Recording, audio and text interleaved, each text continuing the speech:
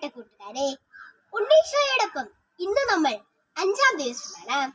കാൽത്തൊഴുത്തിന് മുമ്പിൽ കൗതുകപൂർവ്വം നിൽക്കുന്ന ആട്ടിടയന്മാരും ഉണ്ണിക്ക് മുമ്പിൽ മുട്ടുകുത്തി കാഴ്ചയർപ്പിക്കുന്ന ജ്ഞാനികളും മേഘത്തേരിൽ ഗ്ലോറിയ ഗീതങ്ങൾ പാടുന്ന മാലാഖമാരും കാൽത്തൊഴുത്തിനെ ഇങ്ങനെ മുട്ടിയും ഉരുമയും നിൽക്കുന്നത് ആ കുഞ്ഞിൽ നിന്നും എന്തെങ്കിലും പ്രതീക്ഷിച്ചുകൊണ്ടായിരുന്നില്ല.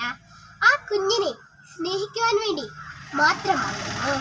എങ്കിലും ജീവിതത്തിൽ നേടാൻ വേണ്ടി മാത്രമല്ലാതെ ഈശോയെ സ്വീകരിക്കുവാൻ ഒരു മനസ്സുണ്ടെങ്കിൽ ഈശോ നമ്മുടെ ഹൃദയത്തിലും കിടക്കും.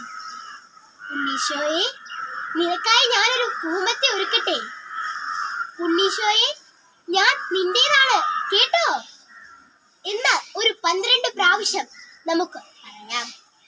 ലഹരി വസ്തുക്കൾ ഉപയോഗിക്കുന്നവർക്കും വേണ്ടി നമുക്ക് പ്രത്യേകം പ്രാർത്ഥിക്കാം.